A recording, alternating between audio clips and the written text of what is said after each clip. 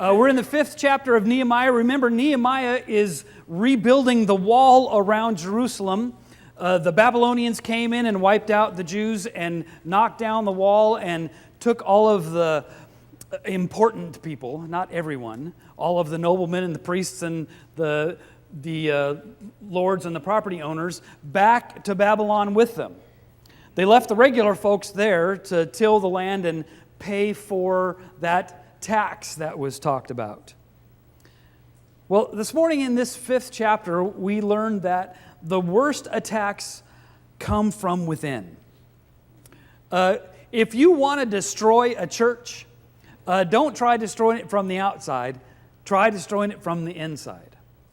I've served a couple of different churches where they had a few interesting individuals who were doing their darndest to destroy the church from the inside, and I'm not sure they even realized they were doing it. Well, Nehemiah in this 5th chapter helps us to understand how to keep selfishness from destroying a church. Because I'm convinced that selfishness is at the root of all of these destructive things. Nehemiah tells us that selfishness causes many problems. It's the cause or the root of these problems. Look at what he says. A great protest was mounted by the people, including the wives, against their fellow Jews. Now, you know that it's a really, really big deal if the wives show up to protest. Not because there's anything special about wives, but remember, this was a very male-dominated society, and the women didn't really have a voice. So when they were so upset that they went and had something to say and the leaders listened, you know it was a big deal. You see, the noblemen were being selfish. They were taking advantage of the people who had come back from Babylon and those who had stayed in Jerusalem and who were trying their darndest to rebuild that wall. And they realized, these shrewd and selfish noblemen, that folks had to have money to survive. They had to be able to buy grain. They had to be able to buy food and other supplies. And so they said, well, we'll just make a handy-dandy little profit. And then our story begins. You see, selfishness is the cause of many problems because selfish people take advantage. Look at their complaints. We have big families and we need food just to survive. We're having to mortgage our fields and vineyards and homes to keep from starving. We're having to borrow money to pay the royal tax on our fields and vineyards. Ladies and gentlemen, don't put your taxes on your Visa card. It's not a good thing. You see, the noblemen were making their demands so steep that folks were having to sell off their land to them so they could afford to buy food. They were taking advantage of a difficult situation. You see, all the while that the Jews were rebuilding the wall around Jerusalem, all the enemies from the other city-states, remember back in those times, it wasn't like a big nation all at once. There were like little city-states, and each had his own little warlord, and they kept fighting with each other. Well, the Jews are trying to rebuild their wall, and they're getting attacked. So the situation was very difficult, and these individuals were taking advantage of them. Secondly, we discovered that selfish people use their power coercively. Look, we're the same flesh and blood, yet here we are having to sell off our children as slaves. Some of our daughters have already been sold. Now, remember that in biblical times, among the Jews, slavery wasn't what we understand slavery to be from America in the 1800s. You were not a permanent slave sold into permanent servitude. You were more like an indentured servant. When you didn't have enough money to pay the rent, the landowner would come around and say, rent's due, and you'd say, I don't have enough, and he would say, okay, I'll take Junior and Sally, and they can come work with me this month. and I'll let them go when the month is up. And if you couldn't pay next month, Junior and Sally stayed another month. Well, the problem was these people were having to spend so much on food and supplies that they didn't have enough to pay their debts, and they were having to sell off their children in slavery or indentured servitude. And we can't do anything about it because our fields and vineyards are owned by somebody else. They had already mortgaged their property. They didn't even have enough equity to take out a second mortgage.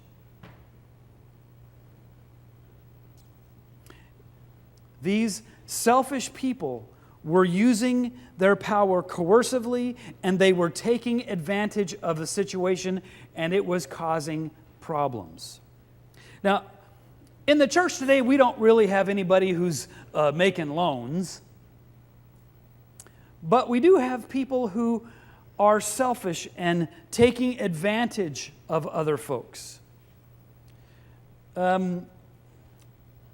This is not the easiest sermon for the pastor to preach. But if you've been going to church for 40 or 50 or 60 or 70 or 80 or 90 years, and the most you can say about your experience at church is that you kept a pew real nice and warm, there's a problem. You've been selfish. You've been taking advantage of all of the wonderful things that the other folks who are doing stuff in this church have provided. Church is not some place you go. Church is something you are part of. Faith is not a noun. Faith is a verb. It's something that you do. If you've ever shown up around here when people are doing some kind of project, or they're putting together the turkey dinners, or whatever it is that people are doing, working in a clothes closet or whatever, you'll notice that there's all kinds of smiles on those people's faces because they're having fun. They're enjoying themselves. They're doing something good for the kingdom of God, and they know it. There is value in that. That's what God is calling us to. If you read the Pastor's Blast this last week, there was an article in there about whether or not you're a consumer of church or an owner of church. And I want you to ask yourself that question. Are you a consumer of church? Is the church just like Publix for you? You go there to get what you need and then you head home? Or are you more like an owner of church? Are you involved in the daily business of the church? Now, I was a small business owner for a while. When I was doing interims, sometimes you're unemployed for a little while when you're doing interims, between interims, so I started a computer business. I built and networked and repaired computers for small and home-based businesses. The name of my company was Heaven Help Me. It was a very successful business, but I discovered pretty early on that if I wasn't involved in my business, I wasn't going to do very well. If I just sat in my office and watched cartoons all day, I wasn't going to make very much money. I had to get out and hustle a little bit. I had to do some things. I had to raise my stature in the community in order to be able to survive. Well, the same thing goes for church membership or attendance or whatever you want to call it. You got to be a proprietor of church. You got to be involved, because if you don't do church, you're not going to get all the benefits of church. And then Nehemiah showed us that selfishness requires a response.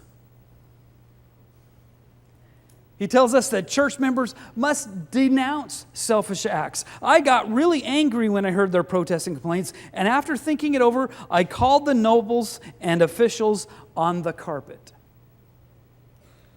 Sometimes we got to call one another on the carpet. Sometimes we got to help folks understand, hey, there's stuff we got to do around here. And not just because if we don't do it, we're going to hell. The whole hell part's all taken care of. Jesus took care of that 2,000 years ago. You don't got to worry about that anymore. But when someone gives you a wonderful gift, you need to respond to that. When God changes your life in such an amazing way, you need to respond to that. And hopefully, you'll want to help other folks' lives change as well. So when we see selfishness in our midst, we need to denounce it. And also, the church must discuss the problem publicly. Nehemiah said, "Each one of you is gouging his brother, then I called a big meeting to deal with them." Sometimes we got to talk about it. And sometimes we got to talk about it publicly. Sometimes we got to say, hey, look, there's some things we need to be doing around here. Now, the good news is that most of you are involved. Most of you are doing really good things around here, and most of you are seeing the results of that.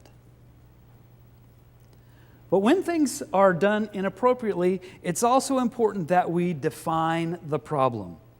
What you're doing is wrong.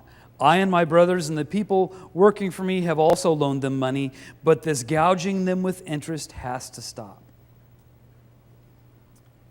Sometimes we need to define the problem. Sometimes it's important that that rotten little pastor gets up there and says, you need to get off your tush and do something.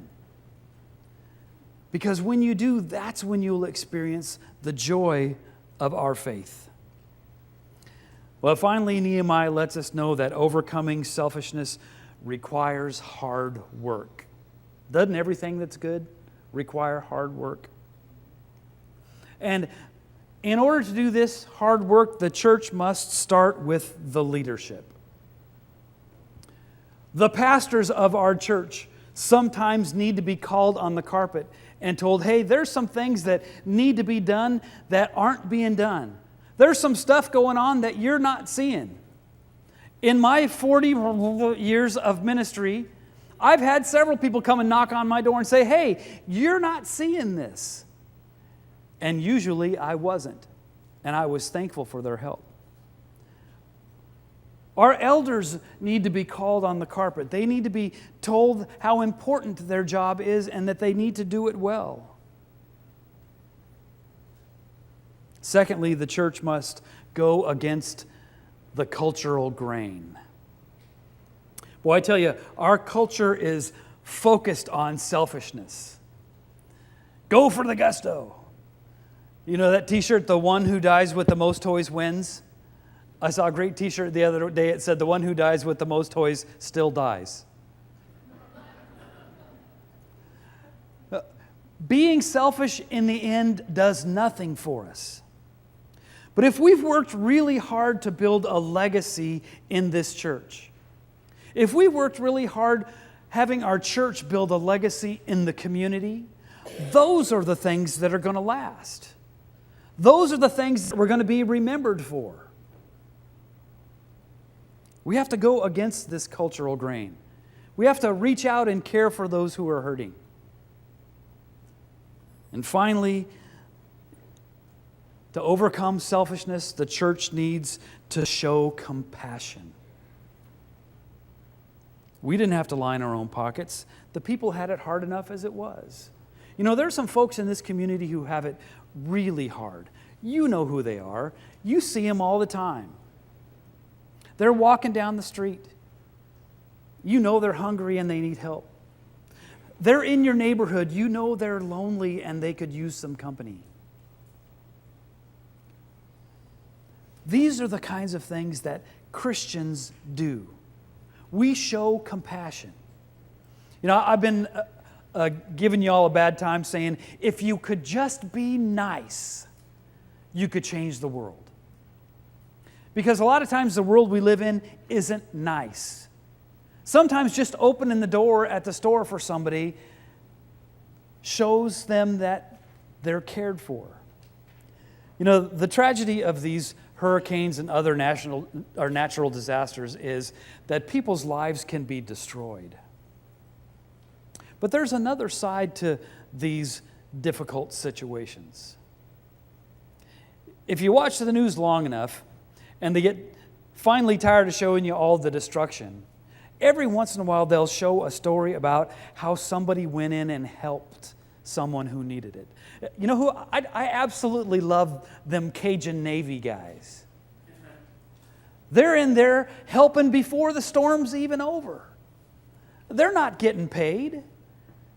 They're just grabbing their boat and their waders and heading over to where the problem is. A lot of lives were destroyed in specifically the Mexico and Davis Beach area because that hurricane hit hard. Good news is that it went fast. Bad news is the winds were even faster. But the even better news is the things that are happening there now. How many of them? 36? Is that how many guys? 36 line crews from Withlacoochee are in the Tallahassee area, working in the heat and the sweat and the mess, putting electricity back up. Chuck was telling me that his son went with a gang of guys from here over the last couple of days. They took Jeeps full of supplies and a couple of big semis full of stuff. And when they finally got through, they found a Lutheran church that had a bunch of people that needed help, and they just unloaded all the stuff and said, "Here you go." Yeah, there's always stories about gougers and people trying to scam, but there's even more people who are doing the Lord's work. And that is where God is. Ladies and gentlemen, let's make Grace Presbyterian Church a place where God is. Because we're not just gathering to listen to the world's best sermons given by our pastor.